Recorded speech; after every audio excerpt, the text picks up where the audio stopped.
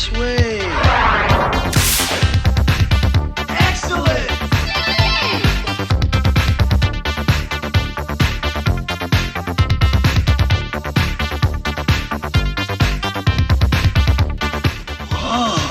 We're history.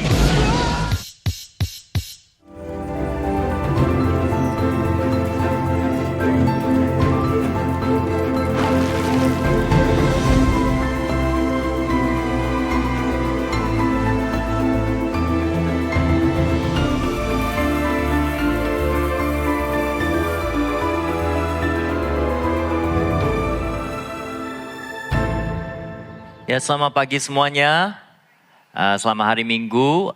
Sebelum kita lanjut, saya mau sekali lagi kasih informasi buat orang-orang yang mungkin sedang melayani sebagai volunteer di IC Surabaya. Kami mengundang saudara-saudara untuk menghadiri Volunteer Night yang akan diadakan pada tanggal 4 Maret. Untuk bisa menghadiri event itu, saudara-saudara harus mengkontak atau menghubungi leader ministry team. Jadi kalau dari hospitality, kontak pemimpin hospitality atau dari worship team, kontak pemimpin tim worship supaya bisa menghadiri event itu. Karena malam itu akan ada makanan, jadi kita juga harus tahu berapa orang yang akan menghadiri. Jadi kami mengundang. Itu adalah hari di mana di antara saudara-saudara yang sangat kangen sama 80s, ya, maupun mungkin fashionnya atau maupun mungkin karakter-karakter dari 80s. Ini adalah waktu untuk bisa mengeluarkan baju-baju dari 80s lagi untuk bisa menghadiri event itu, ya. Kami mengundang supaya kami semua bisa berkumpul sama-sama sebagai volunteer dan menikmati waktu bersama-sama, ya. Saudara-saudara, nama saya Samuel, saya adalah pastor eksekutif di IC Surabaya. Saya senang sekali bisa berhadir di ibadah ini pagi hari ini untuk menyampaikan firman Tuhan.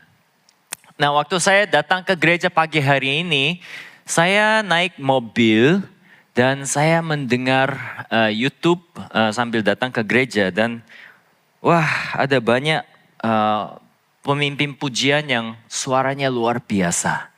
Jadi saya dengar sambil datang ke gereja sambil worship di mobil dan ternyata suara saya itu tidak seindah orang-orang yang menyanyi itu. Saya pagi ini merasa stres karena pemimpin pujiannya suaranya indah sekali. Dia akustik saja, ya, tidak ada banyak suara. Terus suaranya sangat tipis tapi sangat indah didengar. Jadi saya coba ikutin, nggak bisa naik setinggi dia. Dan saya merasa stres dan merasa kok Tuhan tidak kasih saya suara yang seindah pemimpin pujian itu. Kalau misalnya saya diberi suara seperti itu, saya tidak perlu ada gitar atau piano atau apapun. Sudah ada alatnya di sini, ya, untuk bisa memuji Tuhan. Tetapi Tuhan tidak memberi saya bakat di dalam bidang itu.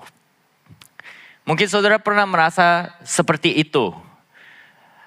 Ada orang yang saudara bisa melihat yang memiliki suatu kemampuan atau bakat yang saudara tidak mempunyai.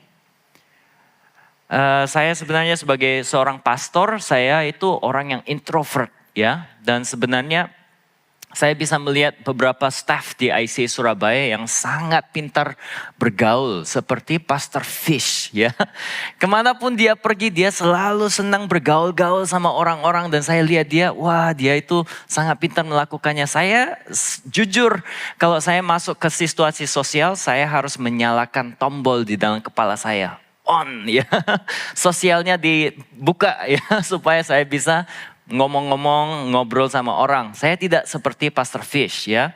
Dan kadang-kadang kita bisa merasa mungkin dengan saudara-saudara kami di dalam keluarga atau mungkin di antara teman-teman, rekan kerja, di antara orang-orang yang di sekeliling kita, kita bisa bertanya dan mulai membandingkan diri. Kenapa kok dia bisa memiliki kemampuan itu? Atau mungkin latar belakang itu? Atau pengalaman itu, tetapi saya tidak.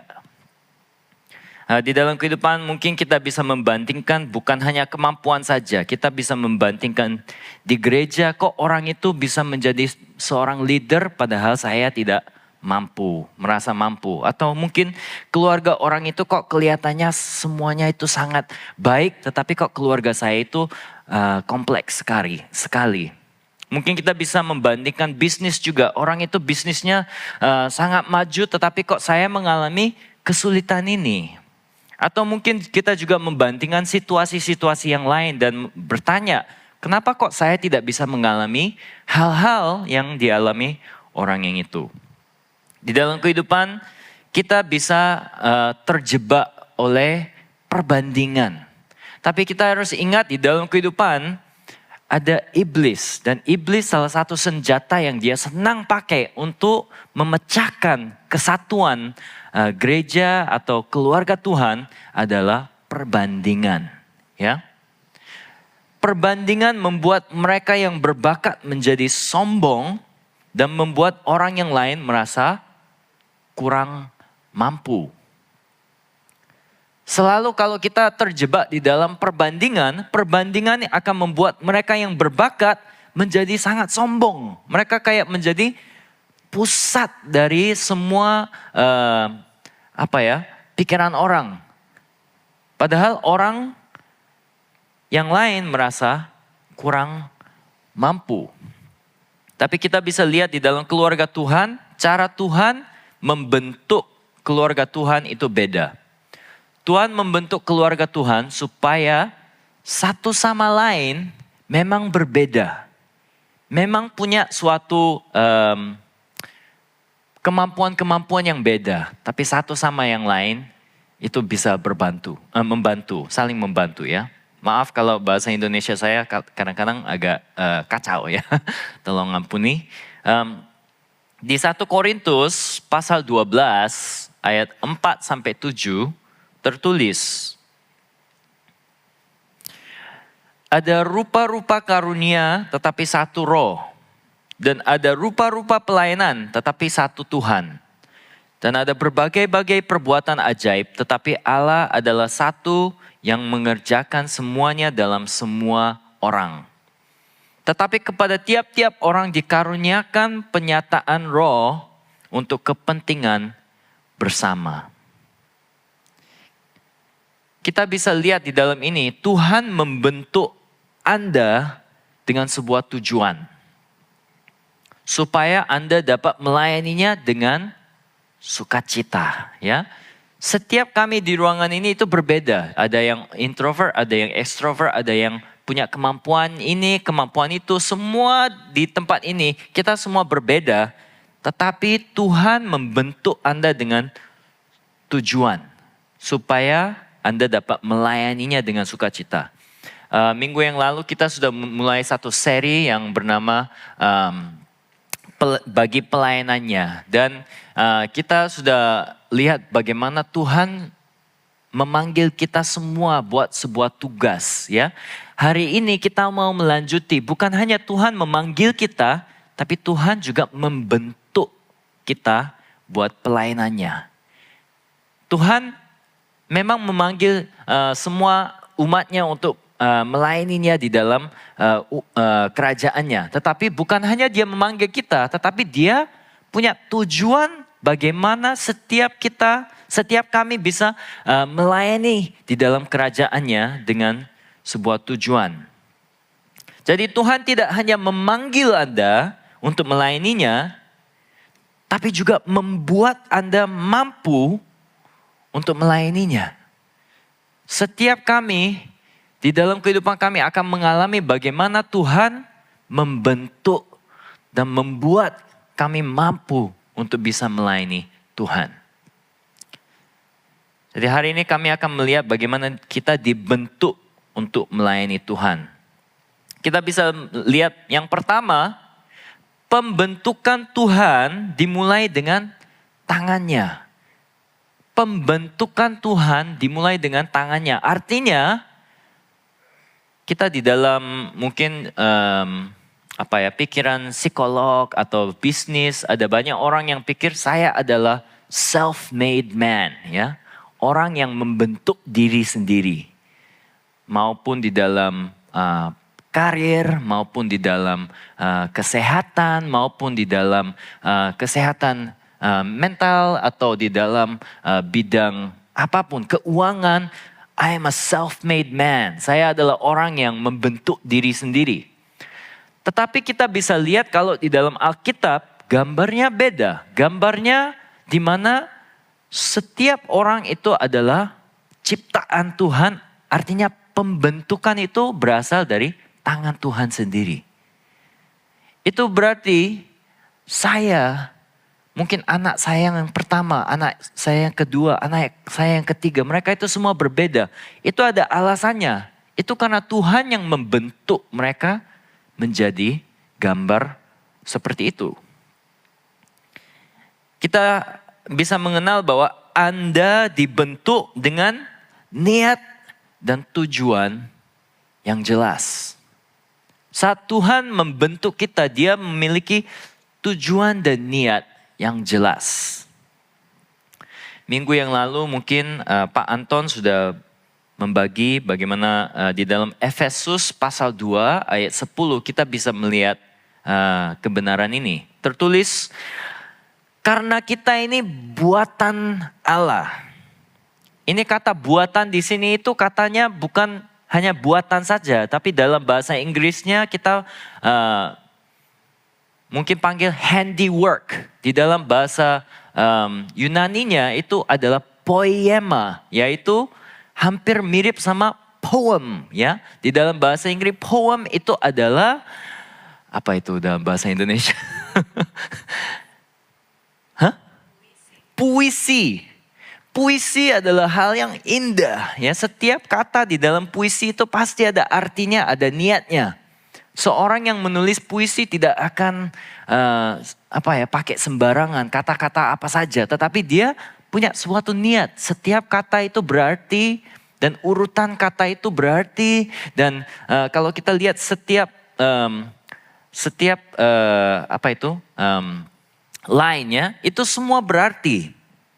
Seperti itu kita bisa lihat, karena kita ini buatan Allah, diciptakan dalam Kristus Yesus untuk melakukan pekerjaan baik yang dipersiapkan Allah sebelumnya. Ia mau supaya kita hidup di dalamnya. Mungkin kita bisa mengerti bahwa kita adalah ciptaan Tuhan yang dibentuk olehnya. Tetapi kalau kita jujur, ada di antara kita yang merasa agak kurang puas atau kurang enak tentang diri kita sendiri. Mungkin itu terkait dengan sifat kita atau terkait dengan kemampuan atau ketidakmampuan kita. Mungkin terkait dengan situasi-situasi yang kita mengalami. Tuhan, kalau memang Engkau yang membentuk saya, kenapa kok saya harus mengalami kesulitan ini, keberatan ini, ketidakmampuan ini, ya?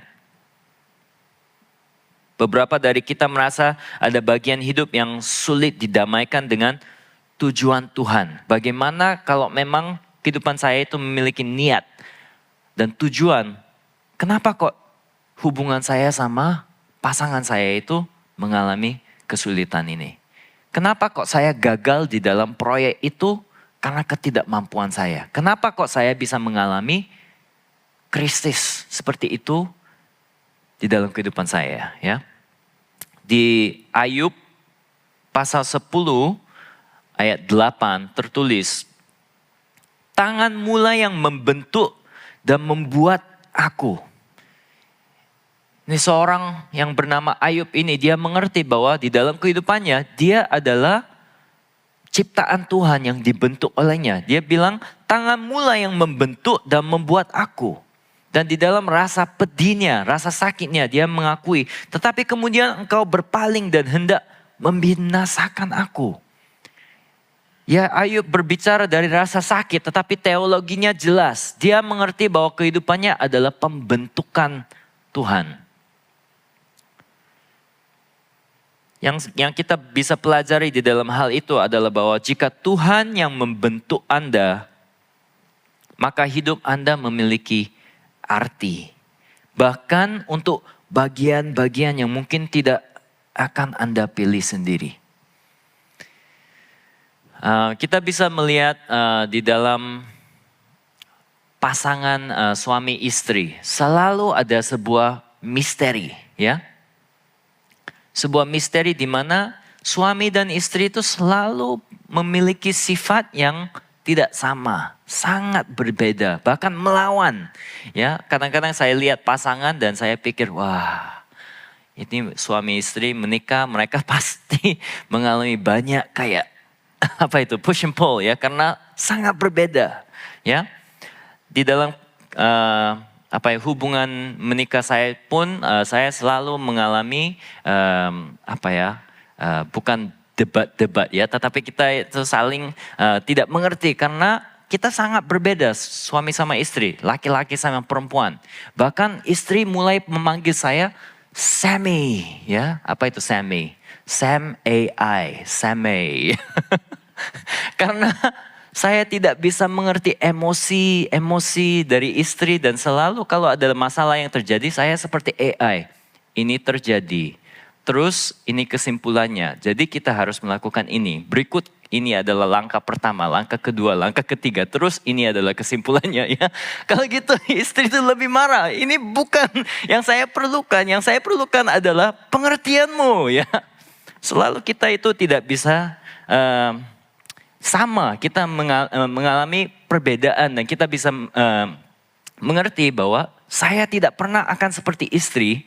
Dan istri tidak pernah akan seperti saya. Kita sangat berbeda. Saya itu selalu punya tujuan dan saya ingin ke sana, saya ingin melakukan ini. Saya selalu bilang kita telat, ayo cepat, ayo cepat, ayo cepat. Dan karena itu di dalam bulan madu pun kita mengalami di mana saya itu selalu, kita harus ke sana loh, jangan telat, jangan telat, jangan telat. Istri itu kayak, kita bulan madu kok cepat terus. Nikmati aja. Gak apa-apa kalau satunya telat, gak apa-apa. Ya, kita nikmati aja, ya. Kita saling perlu satu sama yang lain. Sebenarnya alasan kenapa kita memiliki sebuah kekuatan atau kelemahan di dalam kehidupan kita, Tuhan menciptakan supaya kita saling memerlukan satu sama yang lain. Kita saling melengkapi satu sama yang lain. Mungkin di antara kita bisa merasa bagian diri saya yang saya tidak senang adalah ini. Maupun situasi, maupun kemampuan, maupun apapun.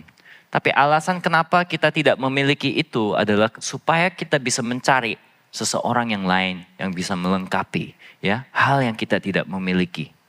Itu adalah misteri yang Tuhan ciptakan di dalam keluarga Allah. Supaya setiap kita di ruangan ini memerlukan dan melengkapi satu sama yang lain. Ya, mungkin di antara saudara-saudara ada orang yang memiliki satu hal yang setiap orang di sini tidak memiliki. Kalau gitu tidak apa-apa kalau saudara tidak memiliki banyak hal yang lain. Kalau ada satu hal itu sangat diperlukan di keluarga Tuhan. Jadi Tuhan membentuk kita secara berbeda agar kita saling membutuhkan dan dapat saling melayani. Jadi yang pertama tadi pembentukan Tuhan dimulai dengan tangannya. Dan ada arti di mana semua hal yang kita alami, semua hal yang membentuk, yang Tuhan membentuk di dalam kita itu punya arti. Yang kedua adalah bahwa Tuhan membentuk kita untuk menyembah Tuhan, bukan untuk kemegahan diri. Tuhan membentuk kita untuk menyembah Tuhan, bukan untuk kemegahan diri. Di Yesaya pasal 43 ayat 21 tertulis, umat yang telah kubentuk bagiku akan memberitakan kemasyuranku.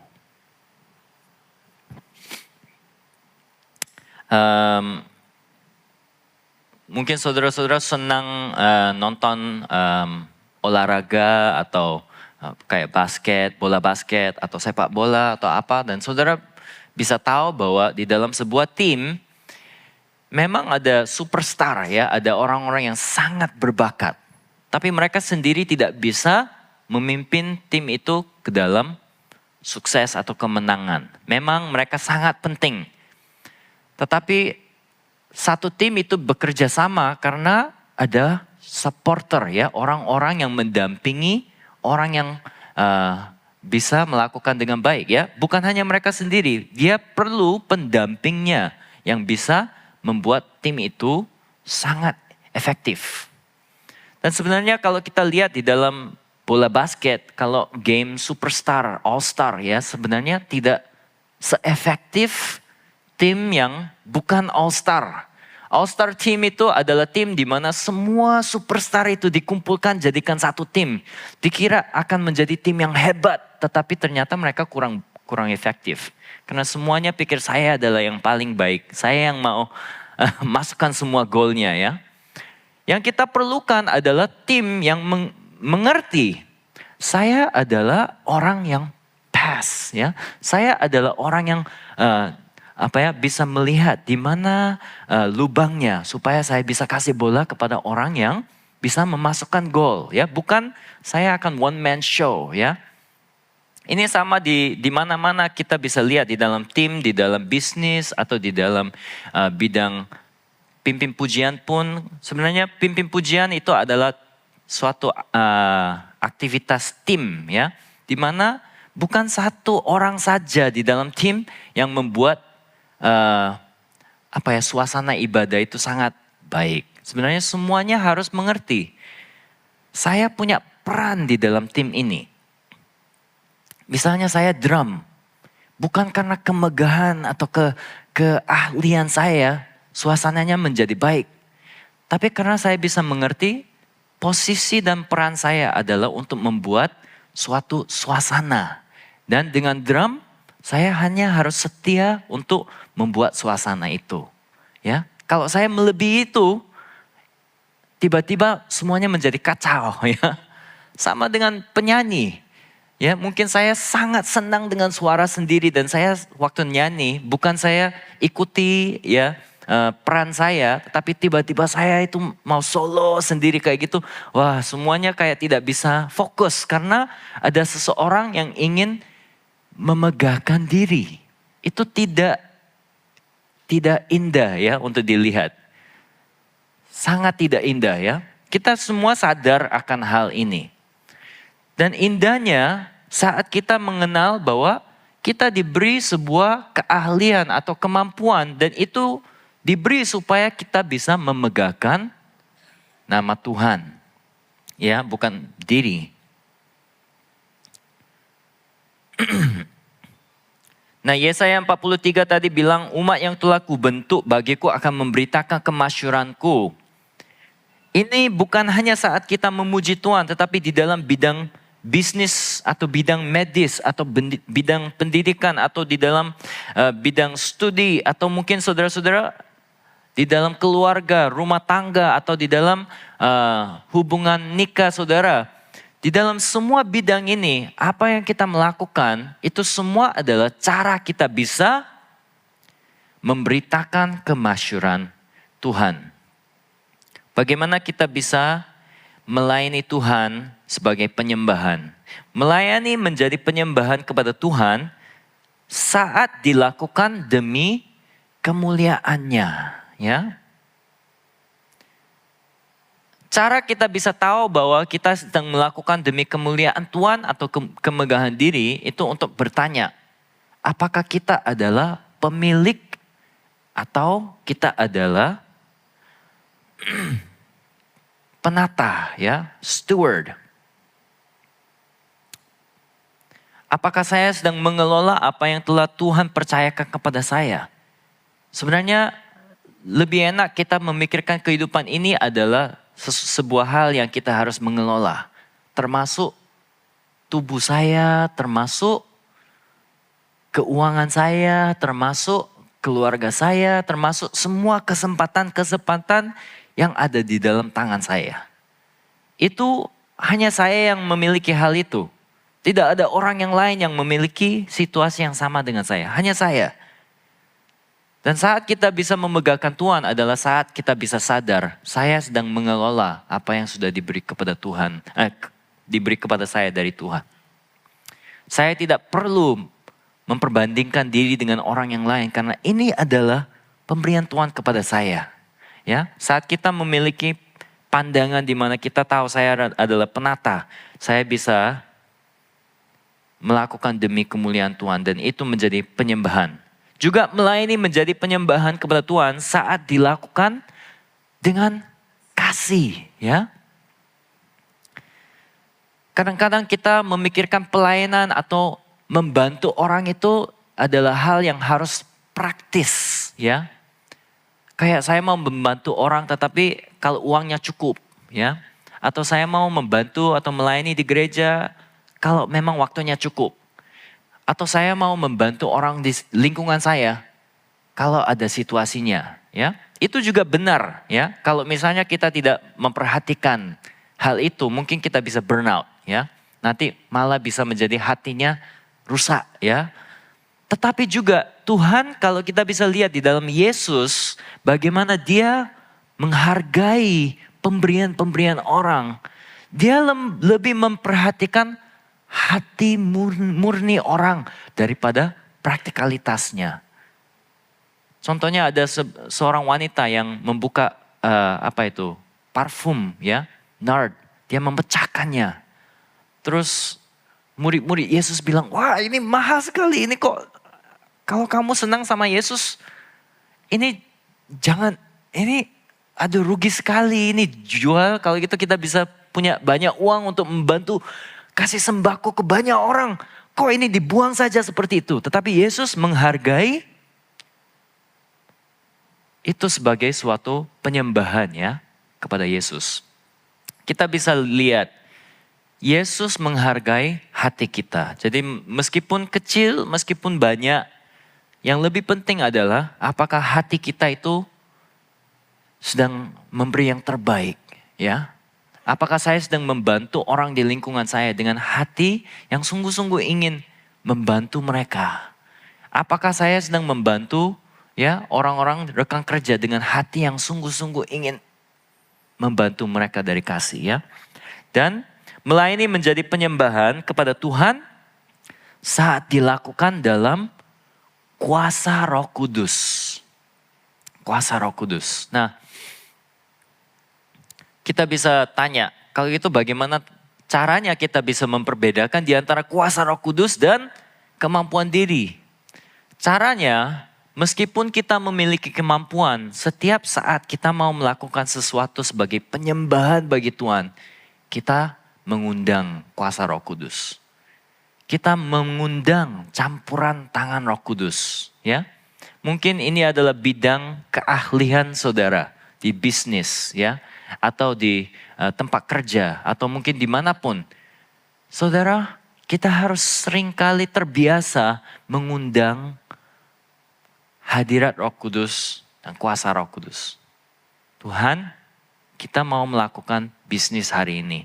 Kita mau melakukan hal ini. Kami mengundang Roh Kudus, bantulah saya. Berilah hikmat, pimpinlah saya, bimbinglah saya supaya saya bisa melakukan semuanya untuk menyembah-Mu, ya. Kita mengundang Roh Kudus, kalau gitu pasti Dia kasih kuasa. Kita bisa lihat di Perjanjian yang lama ada kepenuhan Roh Kudus yang diberi kepada seseorang yang namanya Besalil. Ya, Besalil adalah seorang yang membentuk hal-hal yang indah kayak seni, ya, karya-karya seni. Tetapi katanya diberi kepenuhan Roh Kudus supaya dia bisa membentuk karya-karya seni buat tabernakel, ya.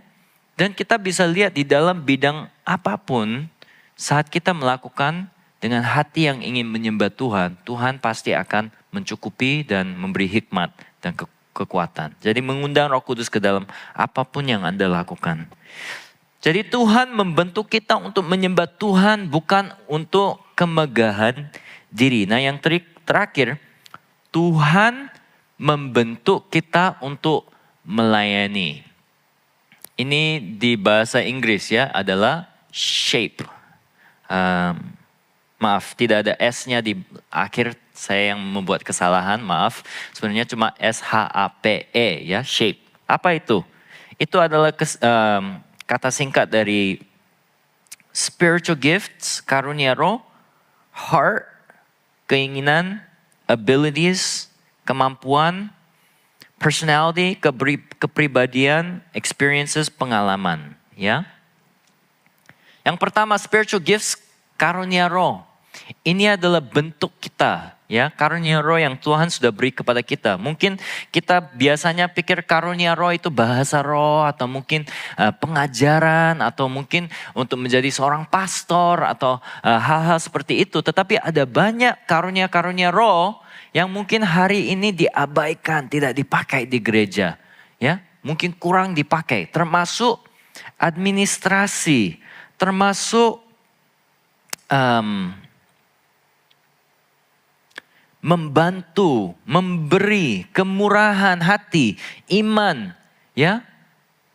Semua ini adalah karunia-karunia roh yang diberi kepada gereja supaya kita bisa melayani Tuhan. Nah, karunia roh adalah kemampuan pemberian Tuhan untuk pelayanan, dikuatkan oleh Roh Kudus untuk membangun tubuh Kristus. Di 1 Korintus 12 ayat 7 tertulis, tetapi kepada tiap-tiap orang dikaruniakan penyataan roh untuk kepentingan bersama. Nah, di dalam Alkitab kita biasanya memikir murid-murid Yesus yang paling hebat adalah Petrus atau Paulus, ya. Mereka adalah yang paling terkenal, paling hebat. Memang Yesus pun panggil Petrus adalah murid yang paling tertinggi, ya, chief disciple, ya. Tetapi ada murid-murid yang mungkin tidak terkenal mereka seperti Andreas. Andreas memang kurang tersebut di dalam Perjanjian Baru. Kita tidak banyak tahu tentang perlakuan Andreas. Tapi Andreas adalah seorang yang memiliki bentuk yang membuat dia melayani Tuhan. Dan dia memakai karunia roh yang diberi kepada dia. Dan khususnya karunia roh yang diberi kepada dia adalah untuk mengenalkan orang lain kepada Yesus. Itulah karunia roh yang diberi kepada dia. Dia adalah murid yang pertama dipanggil oleh Yesus. Terus dia adalah seorang yang membawa Petrus kepada Yesus. Ya, dia yang bilang, hey, saya mungkin ketemu Mesias. Kamu ayo ikut saya. Terus dia yang membawa Petrus ke Yesus. Ya, dia juga orang yang bilang, hey, ada orang yang bilang ada anak yang memiliki 5 roti dan 2 ikan, ya. Andreas yang bilang, mari kita bawa kepada Yesus, ya. Ini adalah karunia roh yang diberi kepada Andreas. Dan kita juga bisa memakai karunia roh ini di dalam kehidupan kita masing-masing. Yuk, saya tahu bagaimana kamu bisa sembuh dari rasa tidak harapan, tidak punya harapan. Kamu harus ketemu dengan Yesus. Ya, ini adalah satu karunia roh yang kita bisa memakai. Mungkin di antara saudara-saudara ada yang memiliki karunia roh untuk membantu orang. Pakailah itu. Ada orang yang mungkin memiliki karunia roh shepherding. Dan mungkin saudara-saudara takut. Oh, saya nggak mau menjadi shepherd karena nanti saya takut dipanggil untuk menjadi pastor. Tidak apa-apa saudara-saudara. Bisa dipanggil untuk menjadi go group leader, ya.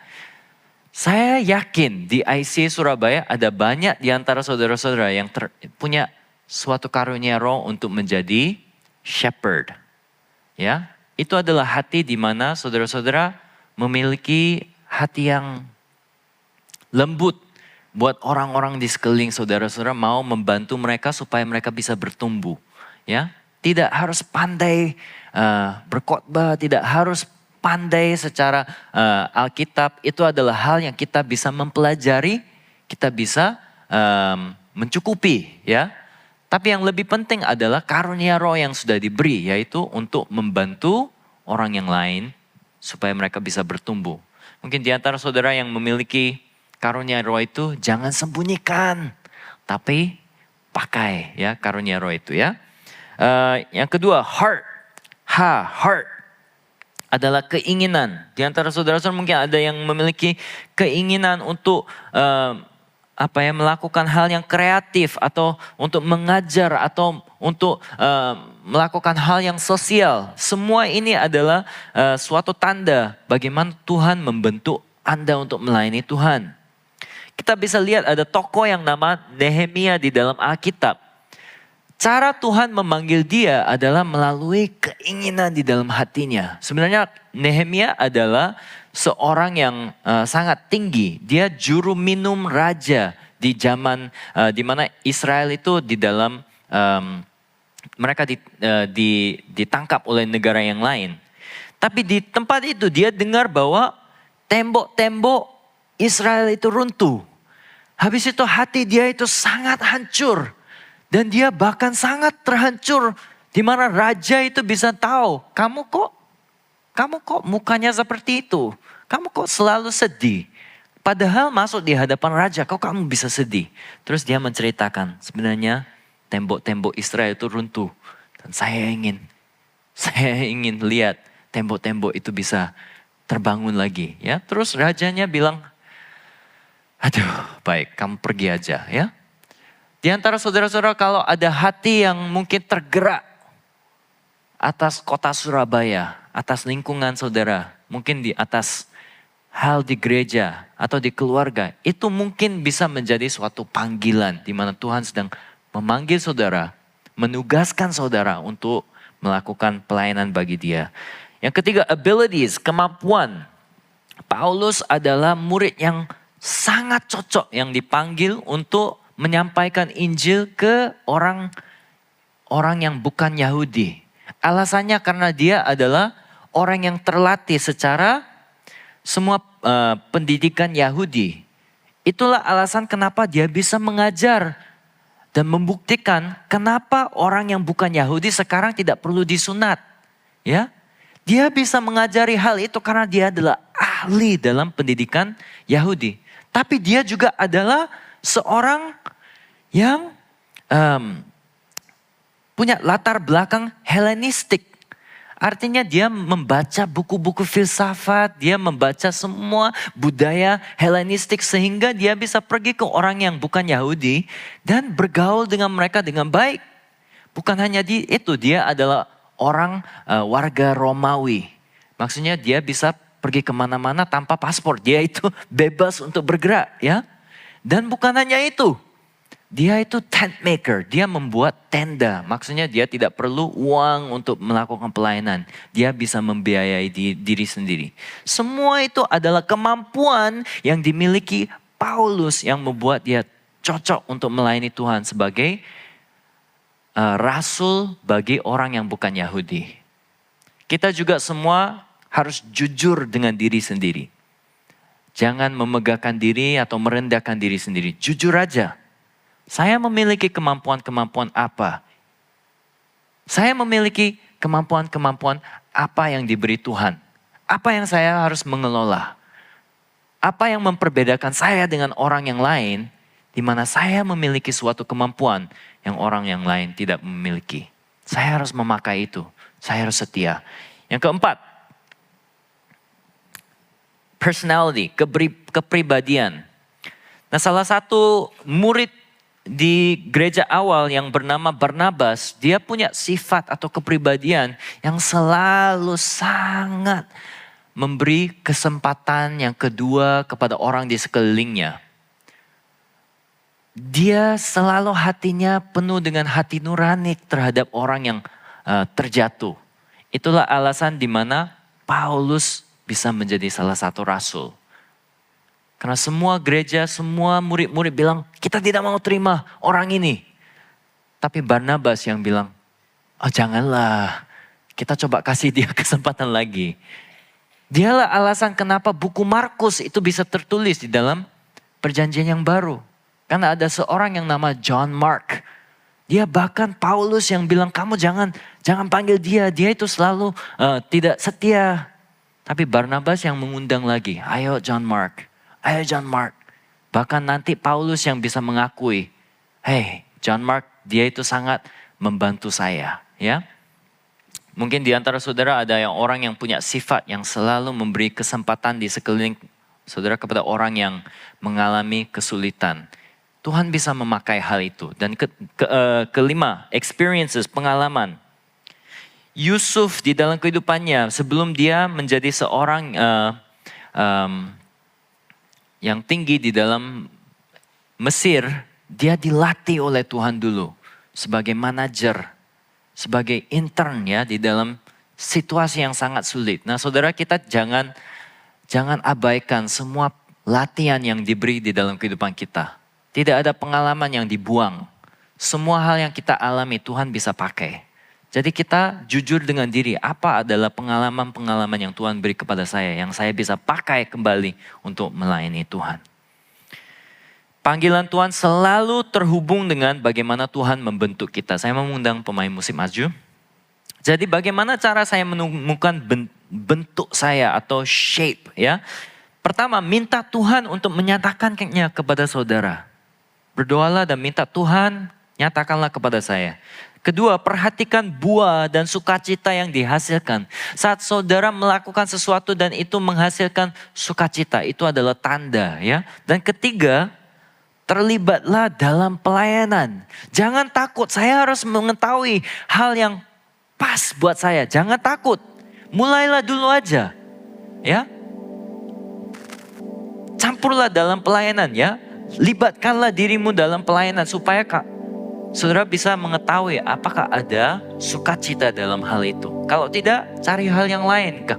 Tidak apa-apa, jangan takut. Ya. Kesimpulannya ini, di Matius pasal 25 ayat 14 sampai 18, Yesus menceritakan sebab hal kerajaan surga sama seperti seorang yang mau bepergian ke luar negeri, yang memanggil hamba-hambanya dan mempercayakan hartanya kepada mereka. Yang seorang diberikannya 5 talenta, yang seorang lagi 2, dan yang seorang lagi 1, masing-masing menurut kesanggupannya. Lalu ia berangkat.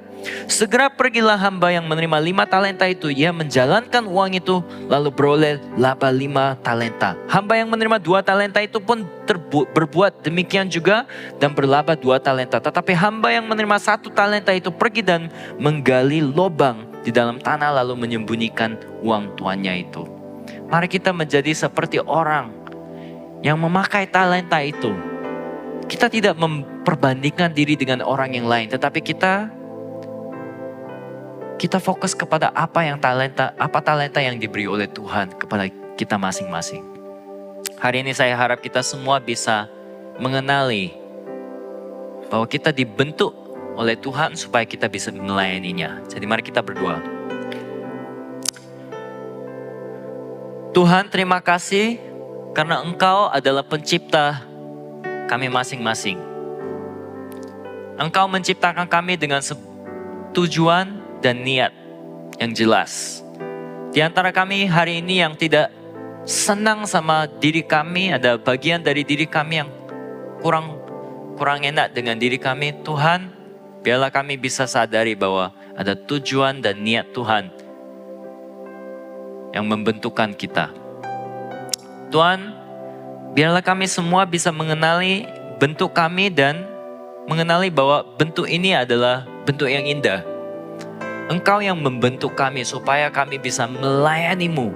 Jadi Tuhan, biarlah kami bisa menjadi orang-orang yang jujur, tapi juga orang yang berani. Dan orang yang setia untuk melayani-Mu dengan setiap karunia-karunia, kemampuan, pengalaman, dan semua hal yang Engkau sudah beri kepada kami. Dan biarlah kami bisa menjadi seperti hamba-hamba-Mu yang membawa lebih banyak talenta lagi saat kami mengelola talenta yang Engkau memberi. Biarlah ada jiwa-jiwa yang baru yang datang ke IC Surabaya, datang ke Yesus. Biarlah ada hal-hal yang indah yang terjadi di IC Surabaya dan biarlah kami semua bisa dipakai untuk kemuliaan-Mu. Di dalam nama Tuhan Yesus kami berdoa. Kiranya kasih anugerah Yesus Kristus, kasih Allah Bapa yang besar dan penyertaan Roh Kudus beserta di atas setiap orang yang menghadiri ibadah pagi hari ini sampai Tuhan Yesus datang kembali. Di dalam nama Tuhan Yesus kami berdoa. Amin. Terima kasih semuanya. Selamat hari Minggu dan sampai jumpa minggu depan. Kami senang Anda bergabung dengan ibadah ICA hari ini. Selamat berakhir pekan dan sampai jumpa minggu depan. Tuhan berkati Anda dan keluarga. Halo ICA Volunteers, siap-siap tampil heboh dan penuh warna karena kita bakal balik ke era 80-an. Yuk datang bersama ke Volunteer Night. Catat ya, Rabu 4 Maret jam 7 malam di ICA West. Dan jangan lupa dress code kita adalah The 80s. Daftarkan diri lewat ministry leader kamu, sampai ketemu dan siap-siap kita seru bareng. ICA akan mengadakan kelas baptisan pada hari Minggu 15 Maret di ICA East dan ICA West pada pukul 1 siang tepat setelah ibadah minggu. Bagi Anda yang ingin dibaptis atau ingin mengetahui lebih lanjut tentang baptisan, silakan bergabung bersama kami. Setelah itu pukul 2 siang akan dilanjutkan dengan kelas membership. Menjadi anggota memiliki berbagai keistimewaan. Jadi mari pelajari lebih lanjut apa artinya menjadi anggota resmi gereja ICA. Dan dikarenakan baptisan adalah salah satu syarat untuk menjadi anggota, jadi jika Anda belum dibaptis, pastikan untuk mengikuti kedua kelas tersebut di hari yang sama. Memberikan persembahan menjadi semakin mudah.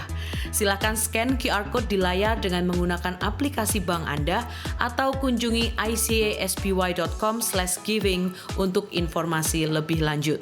Sumbangan dana untuk beasiswa YDP memiliki kode QR yang baru. Dana beasiswa YDP membantu anak-anak remaja kurang mampu di komunitas agar dapat mengejar impian mereka untuk mendapatkan pendidikan di perguruan tinggi. Pemberian untuk program ini sekarang memiliki kode QR sendiri, sehingga akan lebih mudah untuk Anda memberi dan mendukung impian anak-anak di YDP. ICA membuka kesempatan untuk Anda dapat bergabung menjadi volunteer di ICA untuk melayani dalam bidang service media dan juga hospitality. Untuk mendaftarkan diri menjadi volunteer di ICA, Anda bisa scan QR Code di layar atau di meja informasi yang ada di lobi. Mari melayani Tuhan dan memberkati gerejanya. Kelompok kecil adalah cara terbaik untuk terhubung dan bertemu dengan lebih banyak teman di ICA. Apabila Anda belum tertanam dalam komunitas Go Group di ICA, silakan kunjungi website ICA atau buka dari aplikasi Church Center untuk menemukan Go Group yang tepat bagi musim kehidupan Anda saat ini. Mari bertumbuh melalui Go Group. Kami rindu untuk bisa mendoakan Anda. Bagikan pokok doa Anda melalui tautan bit.ly/ICA Prayer Online dan bersama kita melangkah dan percaya bahwa Tuhan bekerja. Bergabunglah dalam doa online ICA setiap Selasa malam pukul 7:30 melalui Zoom. Cek sosial media kami setiap hari Selasa untuk informasi link tersebut. Mari bersekutu dalam ibadah serta doa bersama. Tahukah Anda bahwa catatan khotbah ICA dapat ditemukan setiap minggunya di aplikasi Alkitab YouVersion? Setelah mengunduh aplikasi YouVersion, cukup klik Events, ketik lokasi ICA Anda di hari itu, yaitu ICA West atau ICA East, untuk menemukan catatan khotbah dan semua ayat Alkitab untuk khotbah hari Minggu tersebut. Selamat mencoba! Untuk informasi lebih lanjut tentang kegiatan di gereja ICA, tautan penting, pengumuman yang mungkin terlewatkan, serta form pendaftaran, silakan mengunduh aplikasi Church Center, satu aplikasi untuk semua informasi tentang ICA Surabaya. ICA mengadakan ibadah setiap minggu di gereja dan juga online di YouTube channel ICA Surabaya. Bergabung bersama kami setiap hari Minggu untuk menyembah dan belajar firman Tuhan bersama-sama. Ikuti sosial media ICA Surabaya di YouTube, Facebook, Instagram, dan Spotify. Anda dapat menemukan berbagai informasi, playlist musik, video, renungan, dan lainnya.